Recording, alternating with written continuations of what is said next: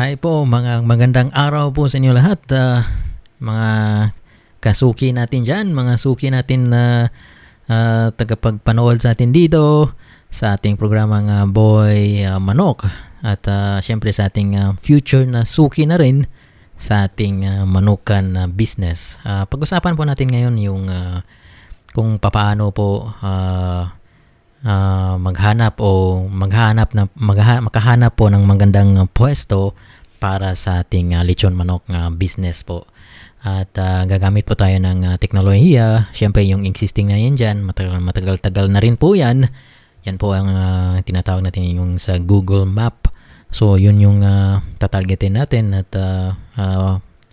magsi-search po tayo ng ano po yung location o strategic na location kung saan po maraming mga sasakyan ang dumaraan at ilan ba yung mga taong dumaraan dyan at nakatira dyan banda, or marami bang mga real estate dyan sa lugar na yan, or very strategic yan kasi pag highway or daming mga provinces na nag-meet up sa isang daan na yan.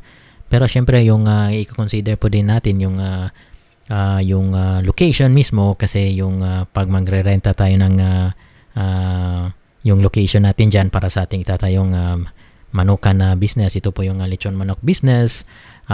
Ito po yung Boy Manok. At ito po yung palagi nating pagkatandaan na yung location po ay napaka-importante sa isang business na ganito. At dito pa rin po sa ating Boy Manok na channel ay nasa planning stage pa rin po tayo, kasi nandito pa ako sa Singapore at yung kapatid ko, at kaya nga piniprepare na natin yung mga sarili natin kasi para hindi tayo magpapanik dyan pag dating sa Pilipinas. Kasi ito po yung dapat nating pagkatandaan na yung lugar na yan dyan, kasi pag heavily contested din yung lugar, maraming mga manukan na yung existing dyan, yung mga giant na mga manukan natin dyan, grabe, ang dami. Pero hindi tayo mawala ng pag-asa sa mga ganyan, mga suki natin, mga kasuki natin, kasi pag malasa yung yung manok mo ay syempre tatangking likin din po nila yan. At syempre yung mga loyal na mga customers po ninyo ay alagaan po natin yan. Syempre yun po yung bumibili sa atin palagi ng ating manukan business po. So tingnan natin at magsasurvey po muna tayo ng mga location. Yung location po natin sa atin sa Cagayan de Oro City po ay titingnan muna natin sa gamit yung Google Map natin, kasi ma-check natin, ma-survey natin aerial view kung marami po ba talagang mga tao dyan na nakatira, kasi itong Google Map na po ito ay updated po ito yearly, so makikita natin yung future trends ng mga tao, kung saan po sila yung dumarami yung mga establishment dyan, o yung marami yung mga real estates, lalo na po yung mga real estates na yan, kasi yun yung po nagdadala din ng isang economy sa isang lugar or isang normally, kasi yung mga real estate na yan ay doon sila sa mga malalayong mga lugar nang hindi sila sentro, kasi yung sentro saturated na po yan at sobrang mahal ng mga lupain dyan. Kaya nga itong mga real estate na ito ay very strategic din po ito sila, kasi nagpa-planning din po yan sila for sure, gamit po yung Google Map.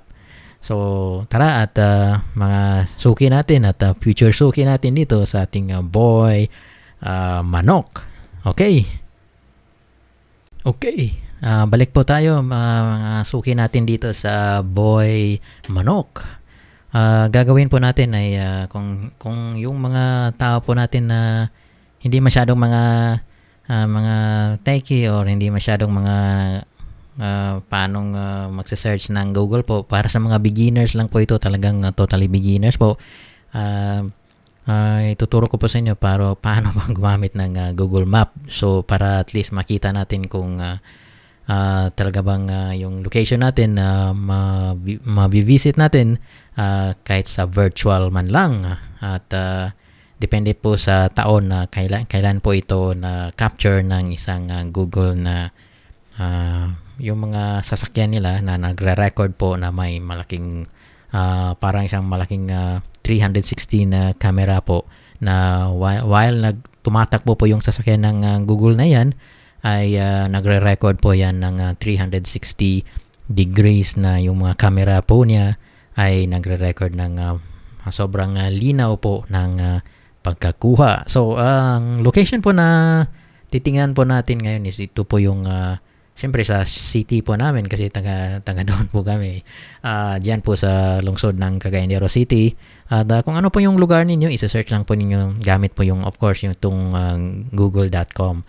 So isa-search mo natin itong Cagayan de Oro City, Cagayan de Oro yung lugar po namin o ano po yung lugar po ninyo kung magbabalak po kayo. Ito po yung napaka-importante po sa atin ngayon kasi itong Google Map na ito ay napaka-convenient po sa atin lalo na at nagpa-planning po tayo ng isang strategic na lugar po. So tingnan natin i-click lang po ito yung Google Map or search po kayo ng Google Map mismo. Try natin dito po. At ito po yung lugar at i-collapse lang po ninyo yan. Pwede din po kayong i-search itong satellite. Itong satellite mo mismo yung click po ito yung nasa baba, ito yung map na ito. So, para makita po natin yung actual na ano po yung mga kulay sa ating mga palibot na lalo na pag naka-tab view po ito. Ito po yung Google Map na ito at kitang-kita po itong lahat ng mga location po dito. So, nandito po tayo at naka-highlight po yan ng orange color po.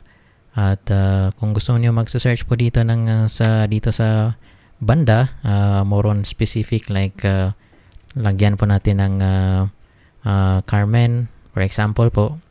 Okay? So ito po yung magpo-point po siya doon dire-diretso po. So i-highlight din po na yung saan po banda o border yung ito po yung i-zoom lang po natin. Ito po yung orange po na kulay na solid orange po at pwede natin na i-collapse yan at kung gusto niyo ibalik ganyan lang din po yan. So ito po yung location ng buong lugar ng isang for example ng isang barangay Carmen doon sa Cagayan de Oro City. Ito po yung malaking napakalaking barangay po dyan sa lungsod ng Cagayan de Oro City po. So ito po yung border niya.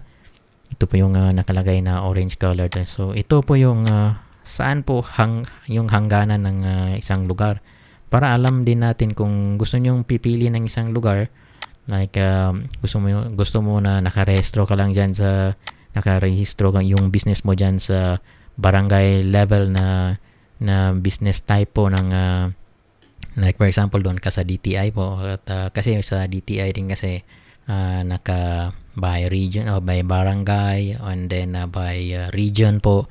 Like for example, entire Region 10, Region 1 o Region 2 yung scope po ng area po ng business po ninyo.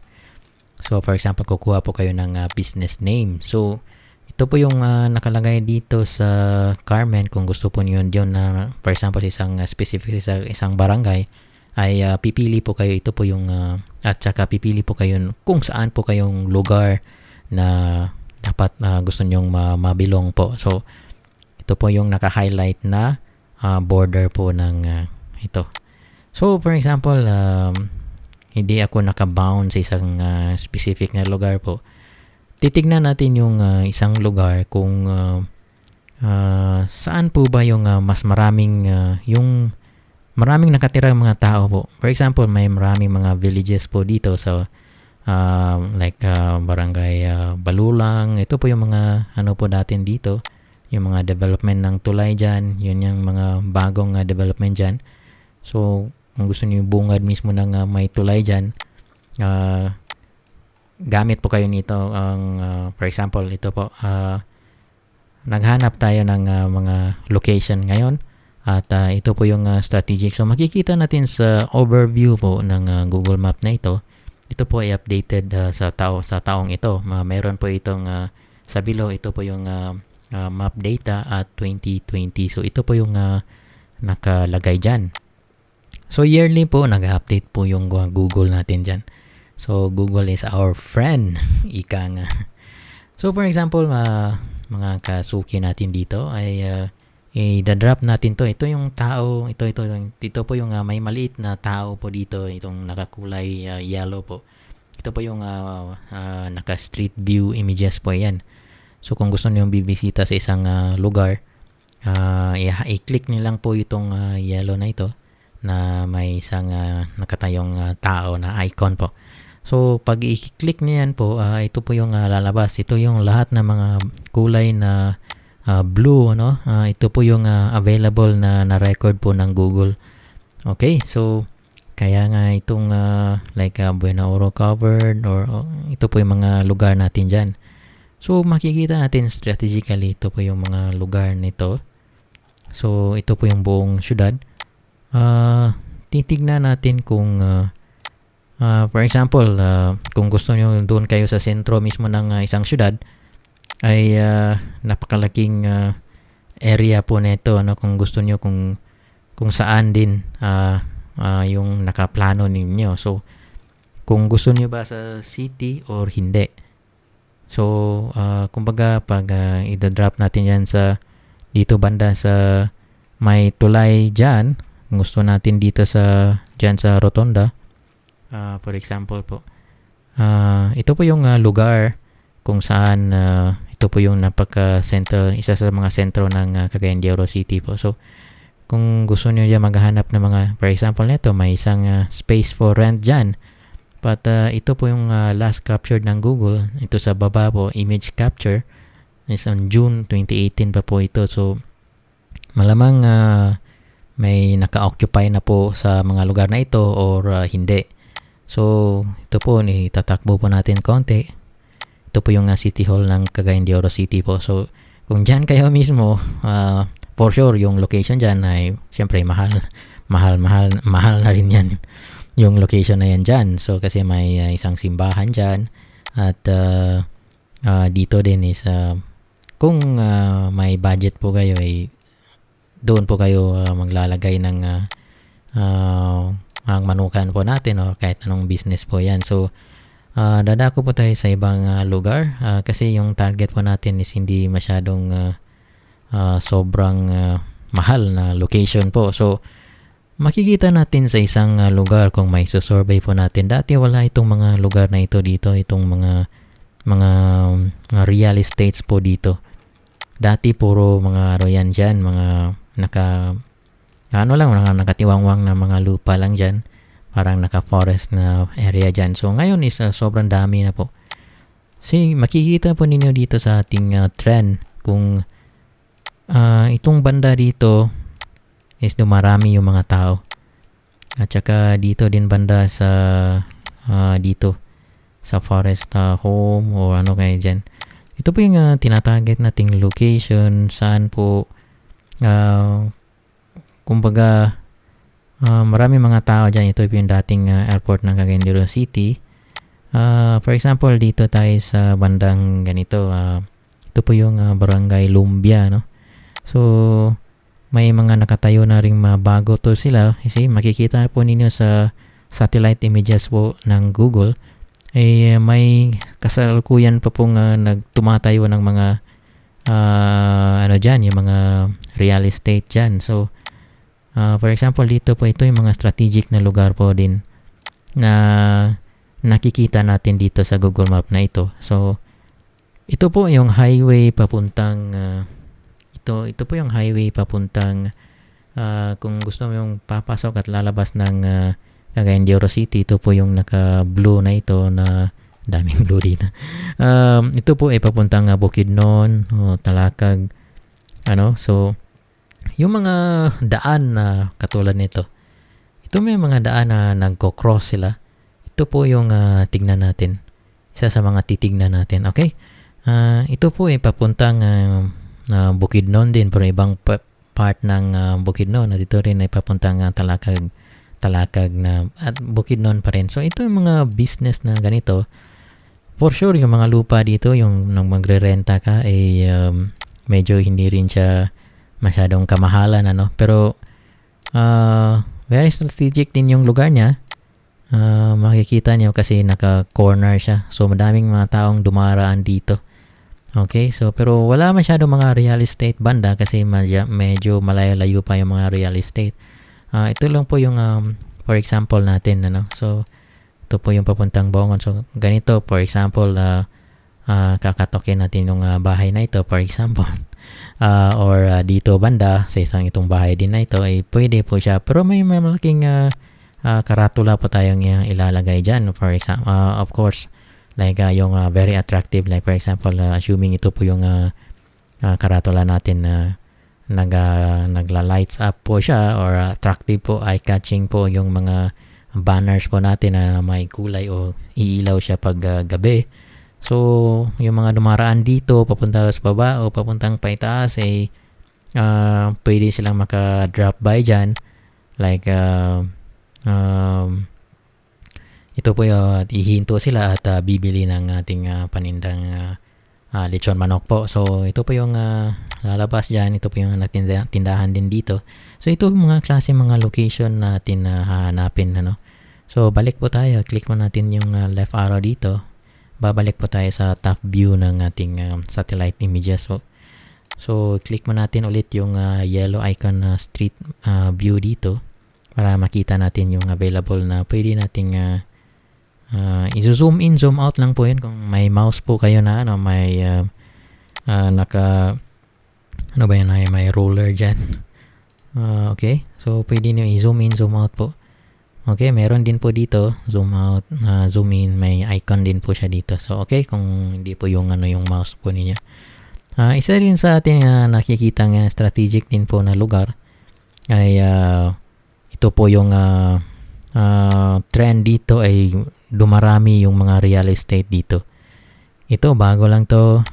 Itong isa din bago din po ito. So ito yung pangmasa po ito na mga bahay dito. Kasi itong lumbia na ito ay puro real estate po yan. Ito yung ang uptown, tinatawag nating uptown ng Cagayan de Oro City ay dumarami po yung mga tao dyan at yung mga establishments po. So dito po paakyat na po yung mga tao sa lungsod ng Cagayan de Oro City kasi lumalaki po yung syudad na yan. Itong sentro po ng Cagayan de Oro City ay fully saturated na po yan ng ano-anong mga klaseng businesses po dyan at syempre wala mga real estate masyado dito. Pwera na lang yung mga existing dati dyan. Hindi pa masyadong populated pa yung isang lugar. Ngayon yung paakyat na yung trend. So makikita po ninyo dumarami yung mga real estates dito. Ito po yung real estate po ito. Itong mga severe estates dito. Ito yung mga existing na matagal na po. So ito yung bago na ito sa akin. Okay, so kasi dumarami yan dyan. So ang ating target po ay dito banda din. Ito nagko-cross na daan. May nagko-cross po na daan dito papunta doon sa baba na tinitingnan natin kanina. Paakyat tayo ng konti. So tignan natin, ito yung papuntang barangay dyan sa isang sa west side ng Cagayan de Oro City. Ito po papunta ng may barangay hall din po dito. So ito po yung hinahanap natin. May mga maraming magkukuha ng mga business permit o ano mga tao dyan kasi pag may barangay hall po ay at saka may mga paaralan pa din ay ito ay sobrang dami din ng taong pupunta dyan. So ito po yung strategic natin na location at ito pong isa na nagko-cross yung mga daan din.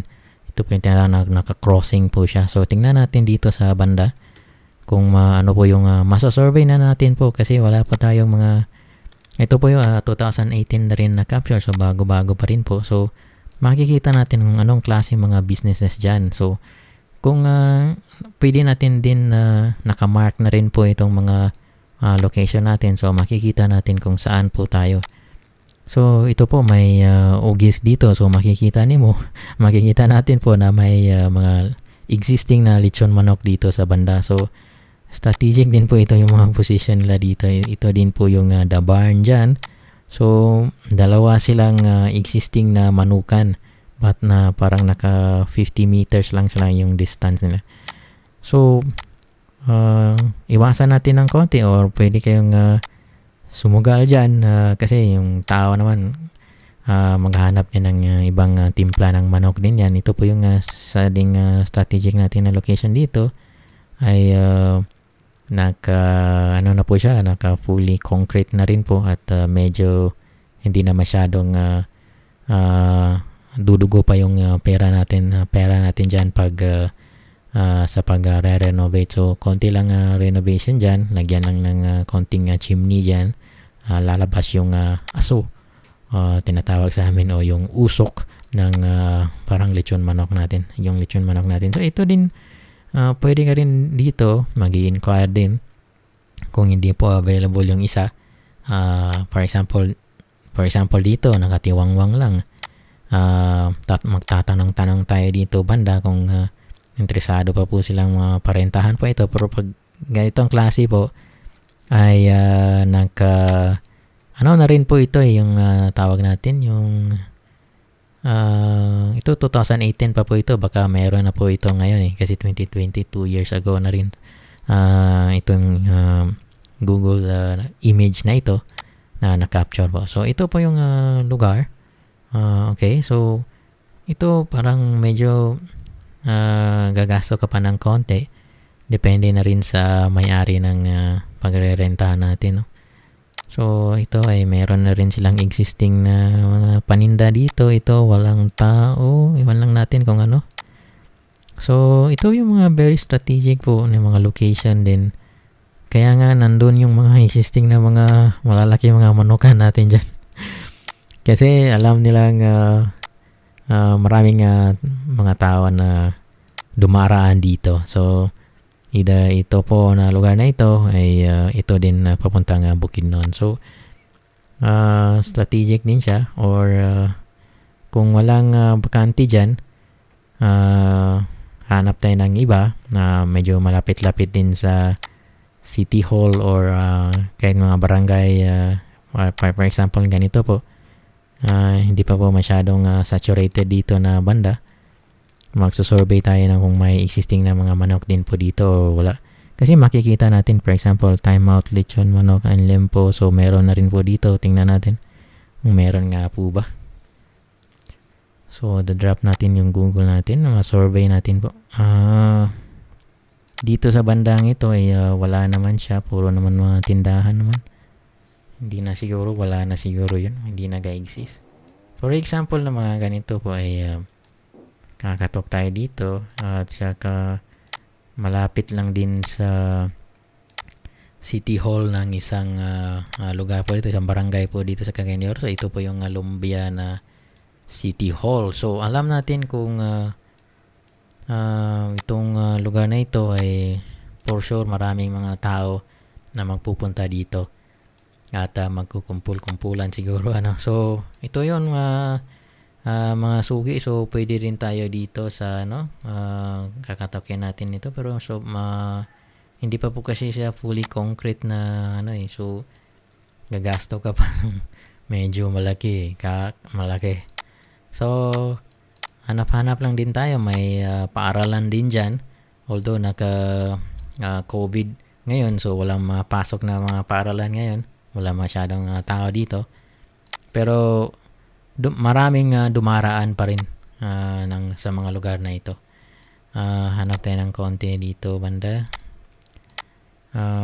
Ito din po mga parang kainan lang din, at puro siya mga damit, yung trend ng business dito.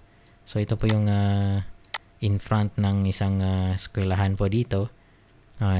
Dito ay pre-COVID era po ito. Okay, so tulad nito ay isang business po dito na suitable po sa atin na negosyo din. Ito po yung parang pharmacy po ito dito, at saka may tindahan na rin. At mga ganitong klase po siguro na yung mga type na pwede natin na gawa ng lechon manok kasi malaki yung box din siya.